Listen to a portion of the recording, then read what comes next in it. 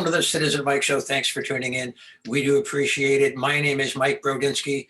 Somewhere on that split screen is Christopher K. Shortell. Chris, you and the other councils were working for a living last night. That'd be December 1. You had an Ordinance Committee meeting, and the Ordinance Committee approved a proposal that's going to come up on the first council meeting, I guess, in January.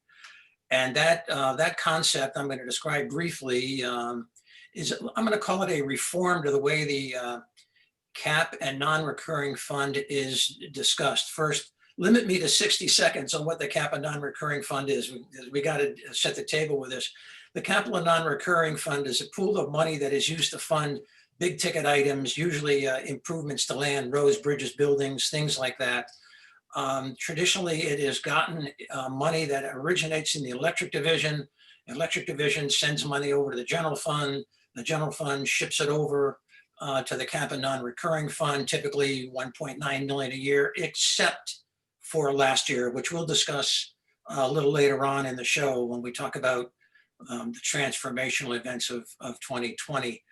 The capital non-recurring fund has got some attention, especially last spring when the councilors learned, I think for the very first time, that there's about 1.2 million in the fund that they didn't know about that could be repurposed for, you know, some sort of a capital improvement.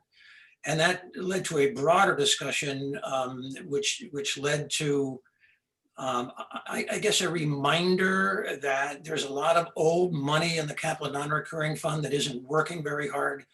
The most egregious example that I can think of is $500,000, it's a rounded number, appropriated in 2014 for paving. It's still sitting there. And another problem, there is a charter violation, intentional in my view, by the administration dealing with the cap and non-recurring fund. We'll get to that also later on in the show. Your concept that you presented, and I'll let you talk in just a minute, we'll unzip your, so you can talk, it would sort of simplify, I think, and clarify the town's explanation to the council and to the public of what's going on in the cap and non-recurring fund. How much money is in there? How much money has been freed up for repurposing because projects have been completed, they've come in under budget.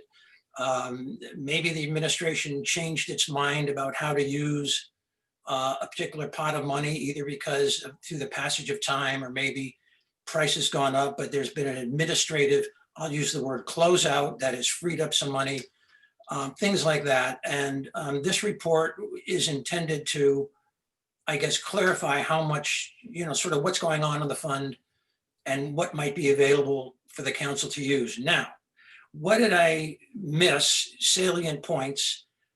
And if my description was fairly complete, what's the big so what? Why did you do this? What do you hope to gain from this? I think it was complete. I want to clarify the parking, the townwide paving.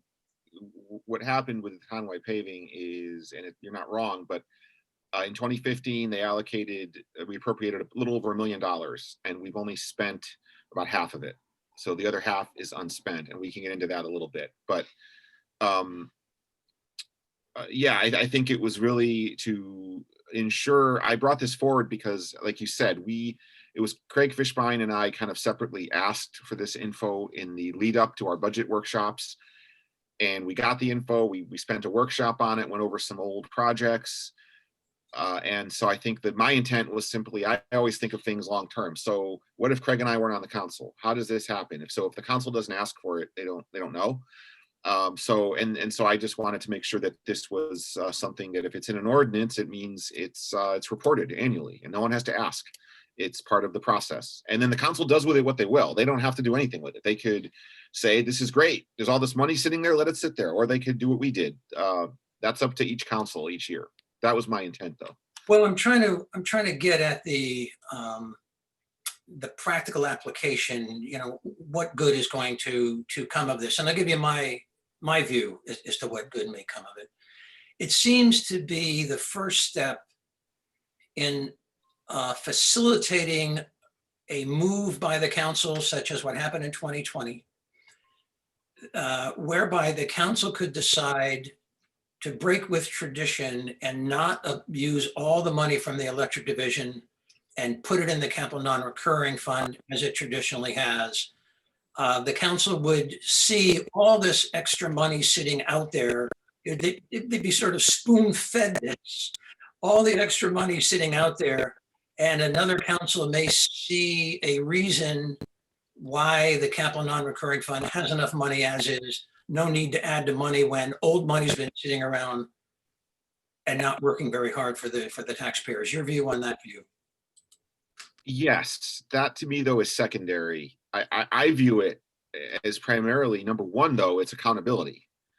So number one, it shines the light on, you alluded to this, it shines the light on charter violations.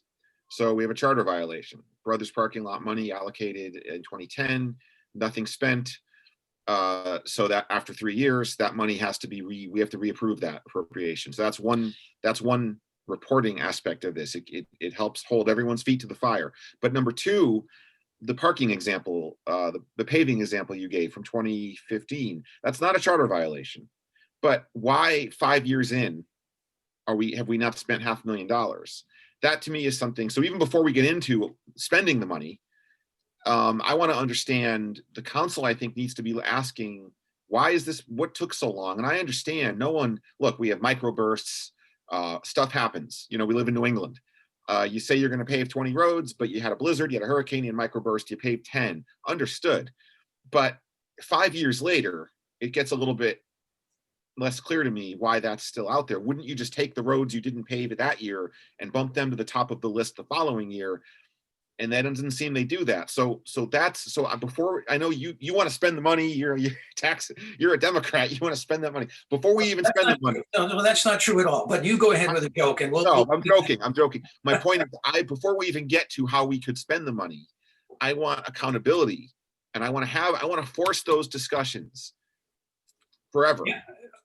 By getting this. And now the problem, let me just, I know I'm going off a little bit. The problem, and I'm going to argue with myself here.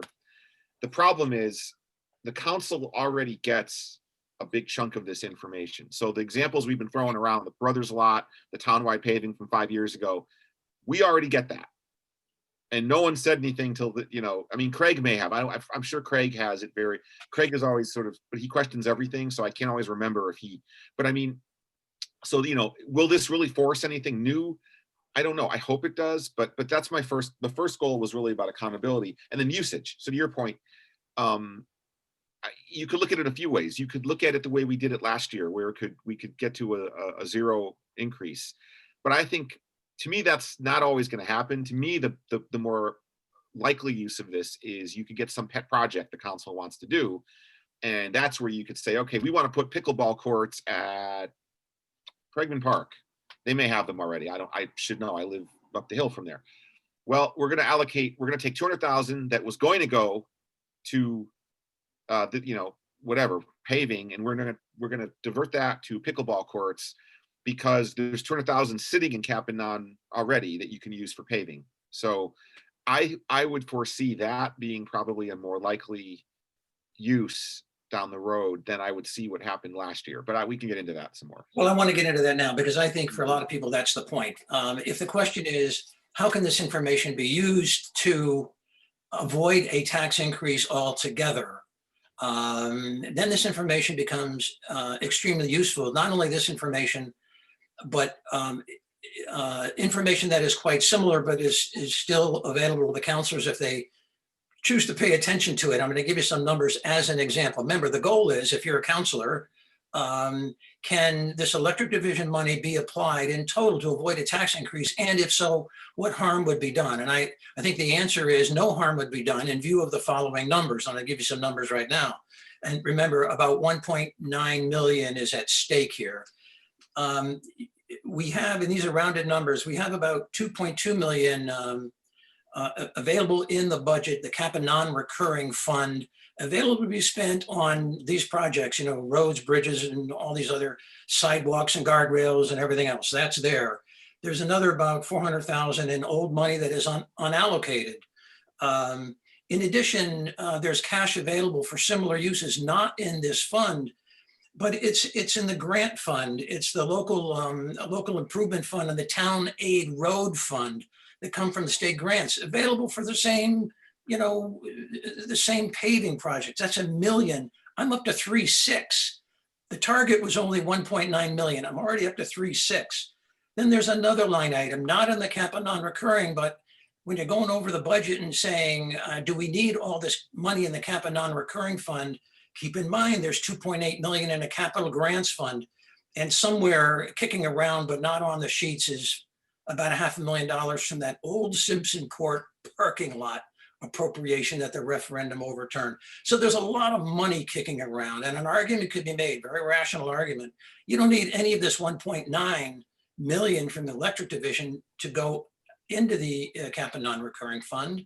Use that for tax relief. It's an argument that can be made now that sort of the egg has been cracked open with this report and by the council's actions, last spring. Your thoughts on my thoughts? You can. I think there's two ways to give this money back to the people. One is what you're saying, tax relief. A second way that I'm kind of more in favor of is to use it on some projects. So whether it's putting it toward a pool that we say we can't afford, or putting it toward any other project. Now the response, the counter argument to that is, well, we just bond all that. We don't need to do that. But yeah, fine, bond it, but then set the money aside and pay back the debt service. I mean, I don't know, there's ways to do it. My fear with going too crazy with tax relief is that your baseline costs keep going up year after year after year. Your salaries go up, your health benefits, those are going to not stop going up. So eventually, at some point, your baseline gets higher and you're diverting this other money, it's going to run out. What happens at the end of that? What happens the year that you can't do it?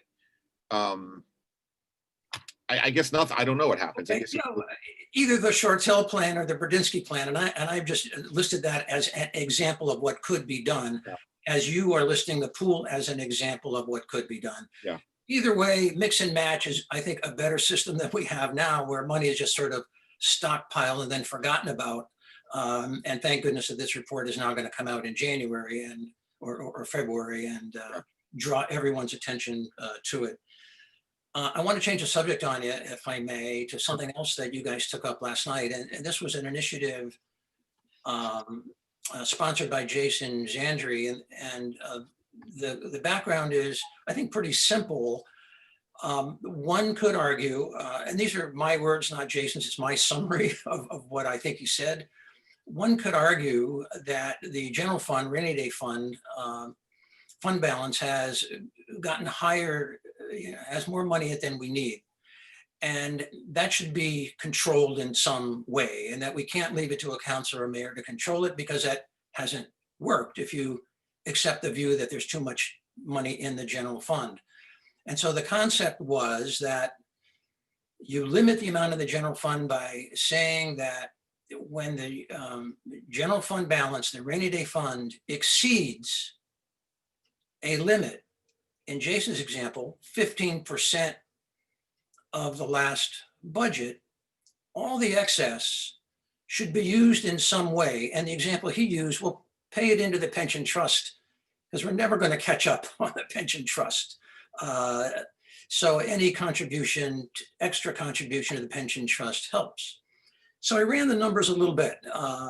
If we use the last known audited balances, that's 2019.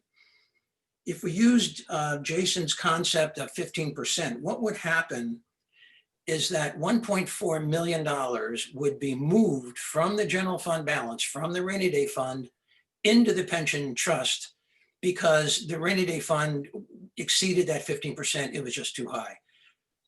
Why is that the end of the world? Moving 1.4 million out of the rainy day fund into the pension trust. What's so horrible about that? Well, you were against it, Yeah, I think didn't we try to, not we, I think Jason and Craig tried to cut the pension about 4 years ago in the budget, but now we're not going to cut it. Okay. Stay on point though. Stay on point. That's pesky little nuances I bring up. No, I think it's a good discussion. I no issue with the discussion. it's not. I would argue the health fund needs it more than the pension fund. Because, part of that, and I'm not an expert on pensions. You are more than I am. Well, wait a minute. Then we have common ground. You would use the excess for the health fund. Yes. Another suggestion might be the pension fund. Rather than arguing that point, Okay. concept is moving the excess over a percentage. Okay, right. I would do it if I were mayor. I'm not mayor.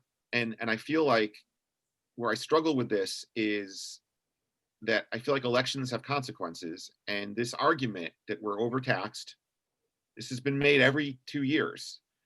And so at some point, this feels to me like a workaround that you have, and I understand the concept, but I just feel like change the mayor. If you don't like how the mayor manages the money, change the mayor, or change the council.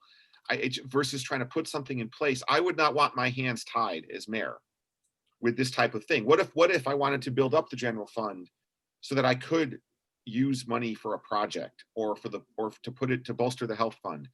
How do you give the money? And I mean, I don't know. I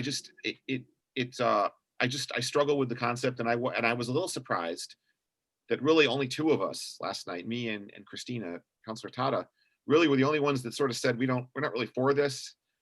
So I was surprised there seemed to be more support.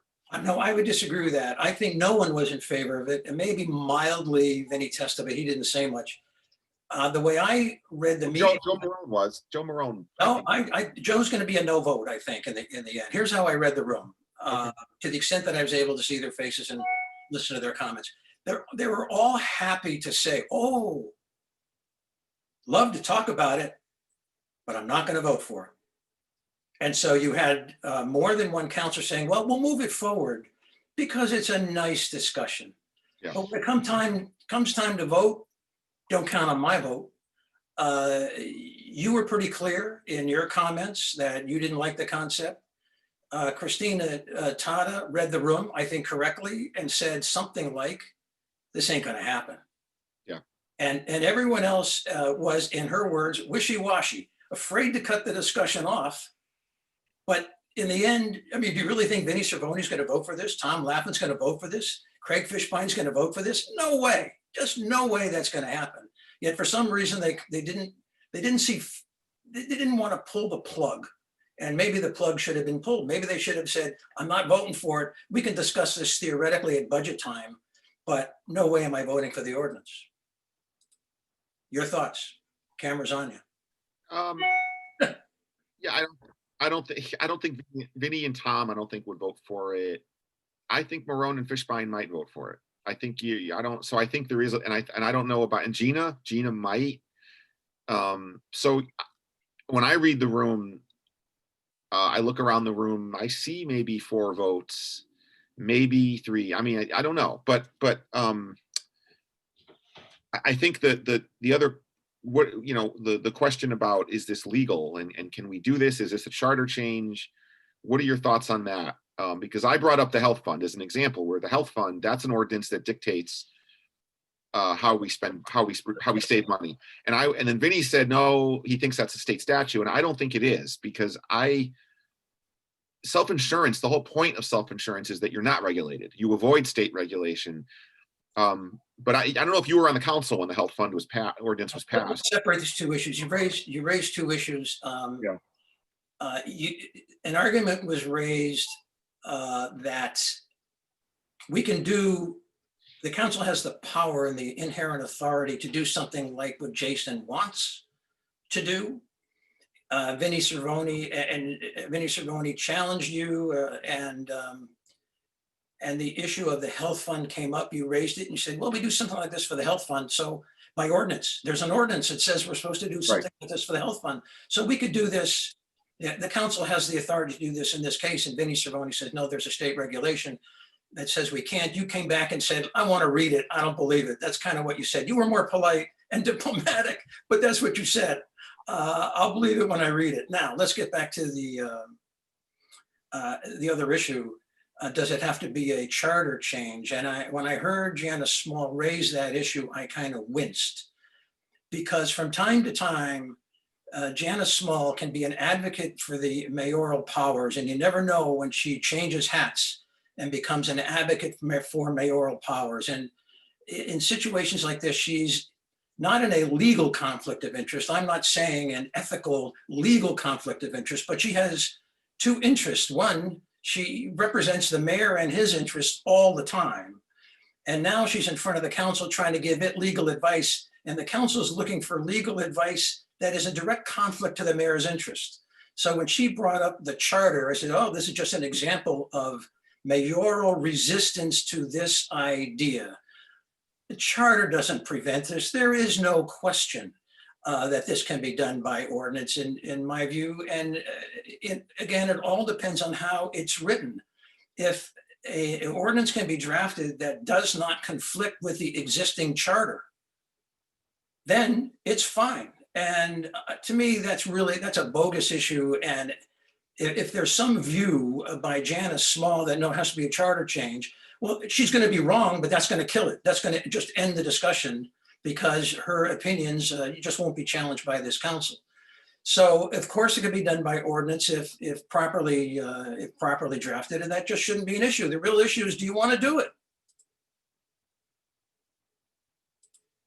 You don't. No. So I just want to get back to one other thing. Yeah.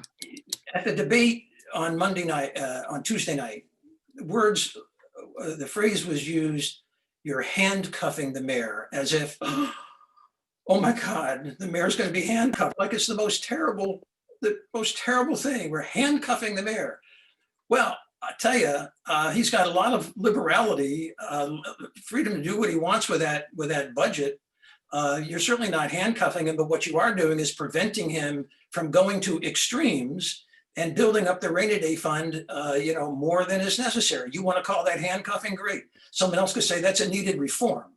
So it's sort of a judgment-laden, inflammatory comment. Oh, you're handcuffing him here. Oh, baloney. No, you're drawing a line across which he cannot walk. And fair point. That's what ordinances do. That's what laws do. That's the point of the legislative body. You draw lines, you draw boundaries, but if you're in favor of unlimited mayoral power, you view it as being handcuffed. No, I think this is, first of all, this is such a Wallingford problem. We have too much money. Such a Wallingford problem to have. This is what we argue about. But I will say I've been through you mentioned debates, and I've been through 3 candidate forums, my favorite subject as a council candidate. And I will tell you that many council candidates, none of them ended up getting on, but several to my memory at those forums talked about the surplus and talked about spending it down. Someone said, spend it all down. And that's a direct quote from the last one. You can go to the tape and look. And so my point is, that's what democracy is. And you elect a council that wants to spend it, they spend it. You elect a council that wants to save it, they save it. Or a mayor that wants to save it. I don't see a point in putting this is a false choice. We're not talking about that. We're talking about the mayor can save up to 15% of the mayor can be able to save as much as he wants. That's $24 million he can save. But JP's plan would limit it to that. So if the mayor goes up to 30 million, 40 million, 50 million, says, no, you can't do that. That's too much. It's not a choice between spending and not spending. I'm not saying, I was using that as an example. Let me finish, because I didn't finish what was in my head. My point was, you could make an argument. There could be another move. I could put in a ordinance that says the general fund must contain, there has to be a floor. It must contain 10% to maintain the bond rating. I could propose that and say, what if we get some mayor in the future who's a spendthrift, and I don't want to see the next mayor spend all this money. And I would be against that too, is my point. I think that it's at some point you have to trust the people of Wallingford to elect a leader, and the people of Wallingford are smart enough to look at this. This gets raised every 2 years. Not a secret. I've heard this my whole life. There's too much money.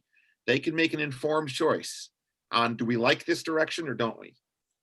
So that's my take.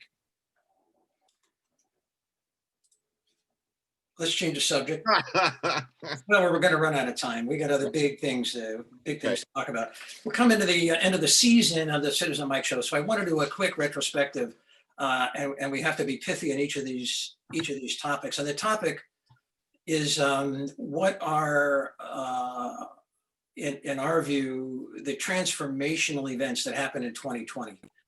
The big events that will live long beyond that particular year that folks will remember, the events that will have an impact like for a long time and forever. You got one in mind, one of the big transformational events of this past year? Sure. I mean, I think the budget, the override of the veto. Talk to me. Why is that? Why do you think that was? Well, you could split up, but I mean, I think the fact that I don't recall that ever happening before, where you had the council. I know councils have tinkered with the budget. I don't recall that many vetoes actually, but to override a veto, I think it's a big deal. And to get 7 councilors on a Republican majority to override the veto, I think was significant. And I think how the budget was crafted, how the amended budget was crafted. And I know you're going to talk about the cap and non money, but I think the other point I want to talk about that's transformational within that is kind of the part that I think gets lost in this is the fact that the use of that Board of Ed $1 million unaudited balance. Now it was kind of just rhetorical because it was really just taking money from the general fund, but it was like taking an extra $1 million and saying that's what it is. But I feel like that's what the mayor did, and he accounted for that. He stretched as far as he could, so to get that budget as lean as he could, and then we kind of took it over the goal line. So I think the whole thing was transformational. So, well, I agree with you. I would put emphasis on this other aspect that you mentioned, and that for the first time within memory, maybe the first time ever, the electric division money did not end up in total in the cap and non-recurring budget. So this cracked an egg, as I said in the previous segment.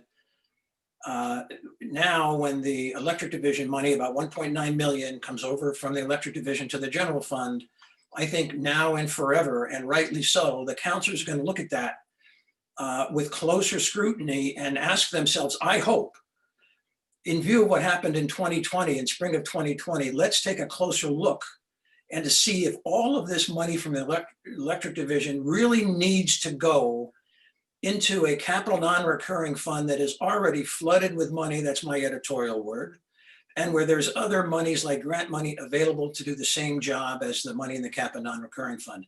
I think forever, I hope forever, there'll be a closer look at this money and it won't be an automatic transfer from the electric division to the capital non-recurring fund. A quick rebuttal to that or a comment on that, and move on to the next transformational. I think you agree. I'm not sure. Go ahead. I'm good. You're good. I'm good. I'm going to pick community pool. I think what happened earlier this year was the death of community pool, although some councils are trying to have it both ways and say, we're only killing it just for now, but community pool will come back when we're ready and when time is just right and we have the money and when interest rates are low. But I think it's over. And, the council and the mayor and citizens can bicker over whether the mill rate should be flat or raised a little bit, or they can bicker over who gets credit for finding the mistake in the Fishbein jinx election. There's a lot of decisions that are utterly forgettable. But voting down community pool, which in my view will be a forever decision, is going to always change what Wallingford is like. I think it's a lost opportunity forever, and I think that transforms Wallingford. So I'm picking that as a transformational decision. Your view on my view? Yeah, I know you think that. I think that it was closed in the 90s for a few years, so it's not the first time it's been closed. And I've said this before,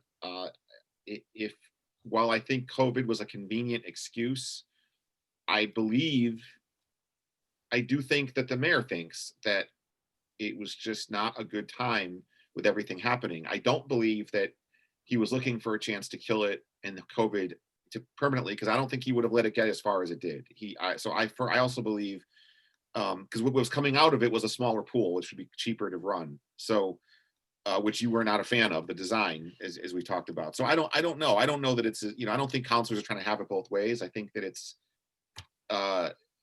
is what it is for now. I hope it will not be in the budget. The new pool will not be coming back to us this budget. I don't see it happening. Maybe next year, maybe in 2022. I do think that we'll see what happens if we open the old pool. I have reservations about opening the old pool in this summer. I don't know what's going to happen with COVID. I don't know if the vaccine will be widely out. So I would be very careful there. So but I'm more of an optimist on this one than you are. So we'll see. Let's pick a third transformational event. And I want to hear you talk once more about the decision by the administration to promote the parking lot on the town-owned property surrounding Brothers and in back of the old train station. I think that's transformational. I'll give you my reasons, but I want to hear from you first. I don't think it's transformation. I think it's been in the works for 2 years. I think that it comes down to doing nothing or building the parking lot in the hope that down the line it could be repurposed or sold or used. So I don't know. I think we've really argued this on the show. Every other show this comes up. I wouldn't put a park there. That's right. I think people don't realize that the park proposal, it's only on part of the lot. Like we still don't own like the package store and the vacuum cleaner store and the pizza place. So you have a park and you have a liquor store right next to the park. So I don't know how that works, but we'll see, and we will see if that passes. That is not a done deal. So we will see if that passes. Well, explain the procedure, if you would, because that may come as a surprise to some people. Sure. There's two components to this. So part of the way we were going to pay for this was via a grant. But when Wallingford gets a grant, you have to then appropriate the money, transfer it to a different account to actually use the money, which the council has to approve. So that's a piece of it. So at a minimum, that was something we would always have to, it was always coming back to us for that. Second though, and this is to tie back to the beginning of the show, we have a charter violation. And so the money that was set aside in 2010 for the Brothers parking lot, 110,000? 165, I think. Yeah. So that money has been sitting in an account and nothing has been spent. And what the charter says is after 3 years, if you don't spend money on one of these cap and non projects, the money lapses and you can still do the project, but you have to come back to the council and say, okay, now we're gonna do the project. And the point is to prevent old money from just sitting there and accruing and not doing anything. So that's going to come back to the council because if they try to spend that money, it's illegal. So you're going to have that money and you're going to have the grant. So this whole package, which has been working its way through planning and zoning approval, and it's going to have to come back to the council. And I would hesitate, even all the other arguments aside, do you think there were 5 votes to pass it? I don't know if there are 5 votes anymore. So we'll see. Yeah, to be clear on this charter violation, all of that money set aside years ago for the parking lot should have lapsed, meaning it's untouchable, yet the comptroller of the administration spent some of that lapsed money, and that's the charter violation. And that's a fairly recent development. It happened, in the summer or over the fall. And if they try to spend more of it, that's another charter violation. So that's the charter violation. The reason why I think this is a transformational event is once a parking lot is built, it's a parking lot forever. But before a parking lot is built, there's options. The town has a chance to discuss what they want for the future of that area of the downtown. But once a parking lot is built, that discussion is over.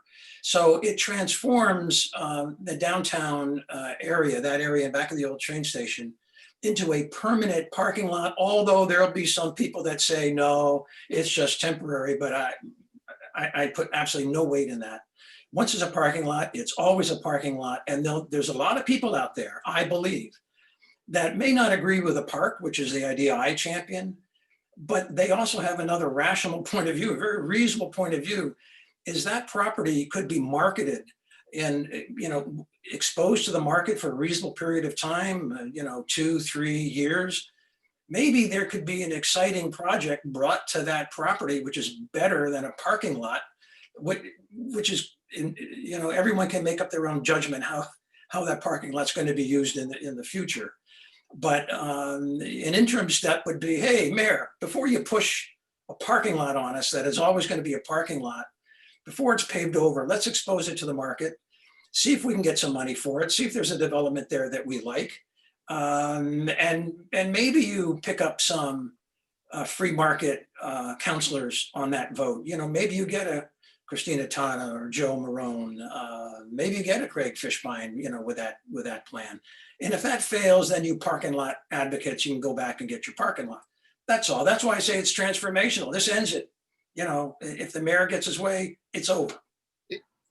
I can't tell you how much I disagree with the lot. Once a parking lot, so you're telling me in 5 years, some developer comes in and wants to put an Eastern Mountain Sports in that mixed use with Eastern Mountain Sports on the first floor in that parcel and says, Wallingford, will you sell me that?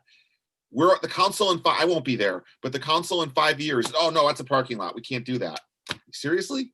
I'm a realist, so I'm going to say you're in dreamland. If that's I'll tell you what, if it's a park, if it's a park and we name it. It's a park. It's permanent. It's a park forever. That's definite. That's you name it after the Mike Brudzinski Park. Oh gosh. I would name it the Christopher A. Shortell Park and Splash Pad. Splash Pad, right.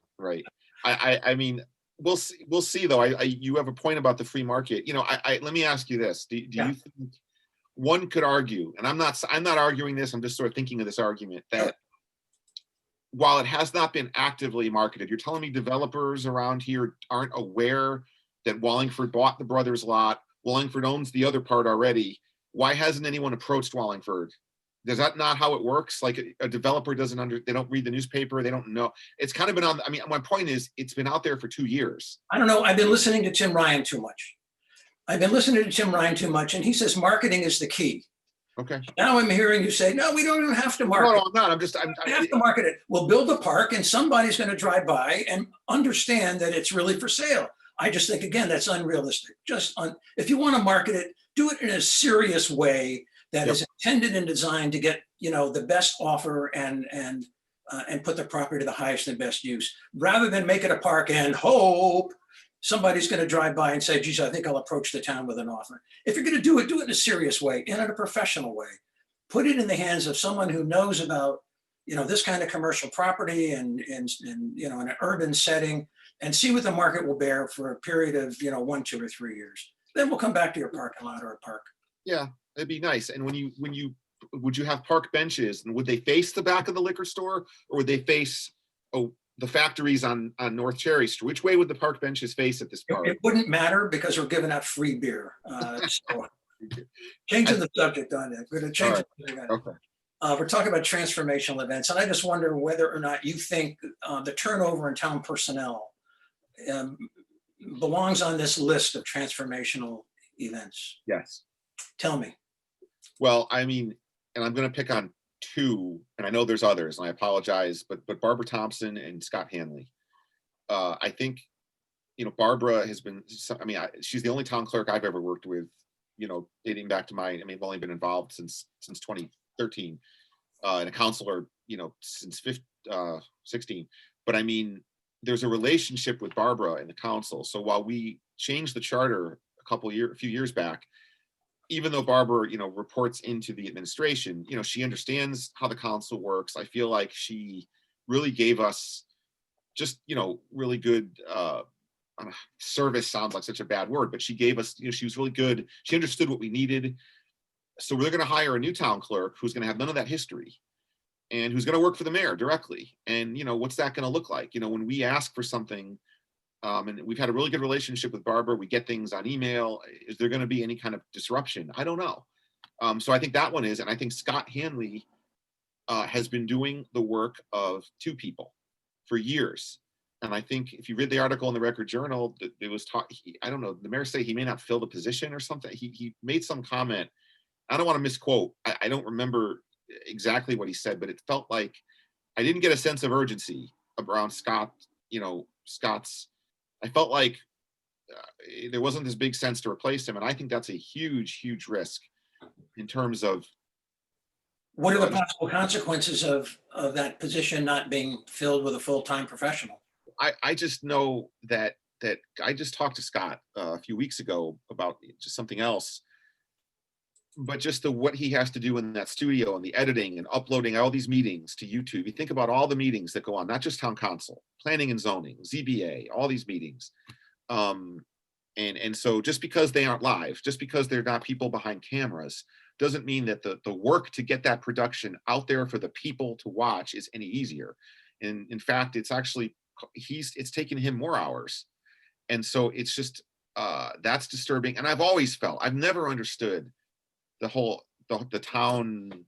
We have WPAA is public.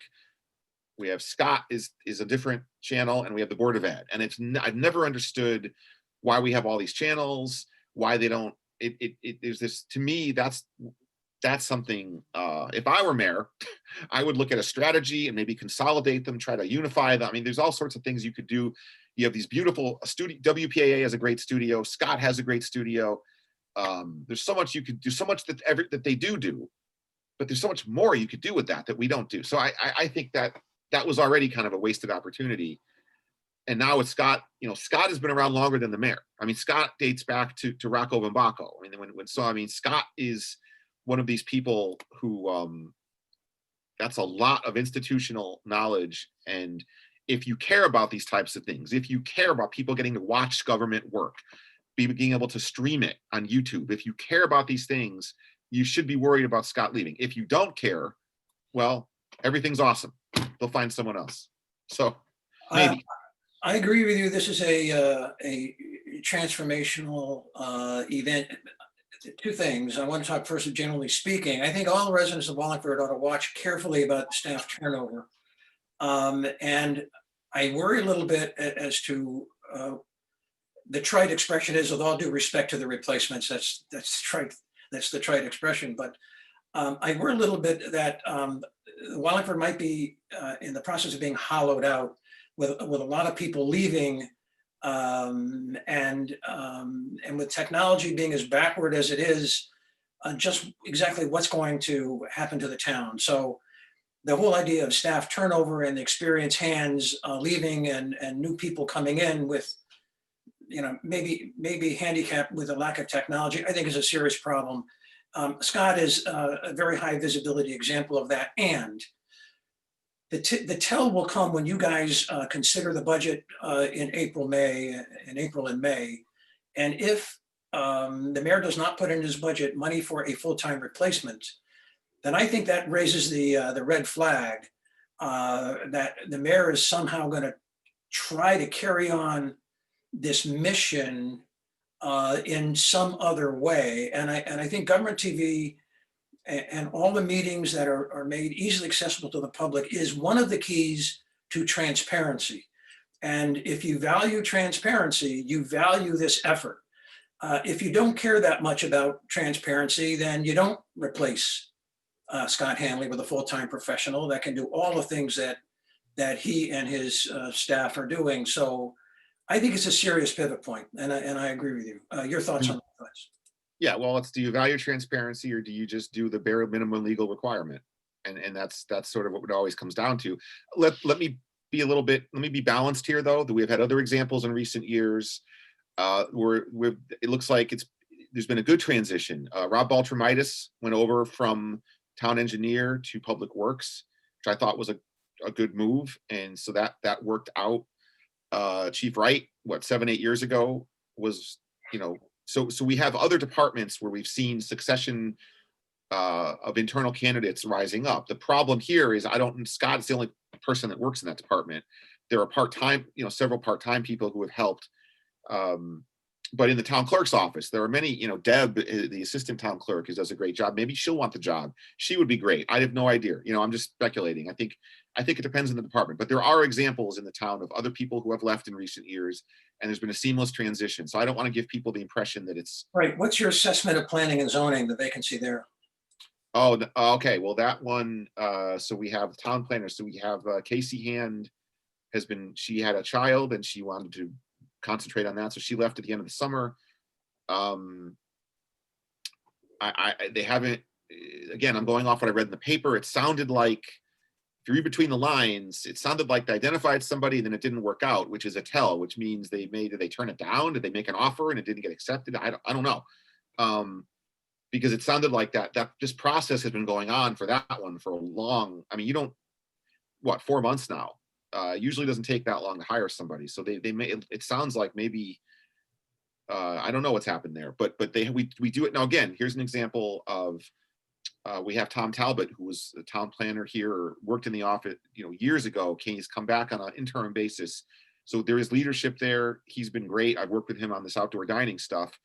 But I know he is not put his name in to replace Casey. So he's sort of only here for a little bit. I don't know how much longer he's here. So that's also concerning, because again, in that one, you're looking outside the department, looking outside the town, and it's been going on and on and on. I don't know. That one, that's another one. I didn't even think of that one until you brought it up. Yeah, just the general topic, I'm just going to reiterate, and then we'll close the show. Just that it's concerning to me, the issue of staff turnover is a little concerning to me. And I'll go all the way back to Don Rowe. When he was there, he wasn't replaced. The mayor has absolutely no one to delegate stuff to, really. There's people in departments that are approaching retirement age. We have not mentioned their names or position yet on the show, and we probably won't until it happens. But in the next year or two, if there's a lot of people leaving, I'm concerned. I'm concerned for the welfare of the town. I don't know what can be done to stem the tide, but maybe that's just the evolution of organizations. People come, people go. Yeah, let's. What's my favorite word? What's my favorite word? Nuance. I don't know. Nuance. It depends. It depends on the department. That's why I really think that the media, the TV, the Scott Hanley one, I think is concerning, because I don't see anybody behind him, stepping in. And there's a sense that maybe they won't fill it. But another Steve Civitelli is another one. He came up and he replaced a long time Eloise. He replaced her a few years ago. So let's be clear. The town also has a very good track record of replacing longtime department heads with people that come up who were just as successful. So and like you said, it's an organizational thing. This happens in organizations. It's not a bad thing. It's not a bad thing to get some fresh blood in. To look at how things are run. So I'm worried specifically about Scott's position. And now I'm worried about the town planner position, because I forgot about it till you brought it up. I'm not necessarily worried about the town clerk. Well, I am worried about town. Okay, I'm worried too. You got me worried about everyone. You win. Hey, everybody, thanks for watching the Citizen Mike Show. We do appreciate it. We try to do one of these episodes once a week. It goes up on YouTube in a day or two after we produce the show. WPAA puts the show up on its channel on Thursdays, Fridays, Monday, Tuesdays, and Wednesdays at 9. We thank Susan Huizenga for that effort. Our season is coming to a close. We have one episode left. Chris, we will see you next week. Yep, I'll see you then. Goodbye, everybody. Thanks for watching.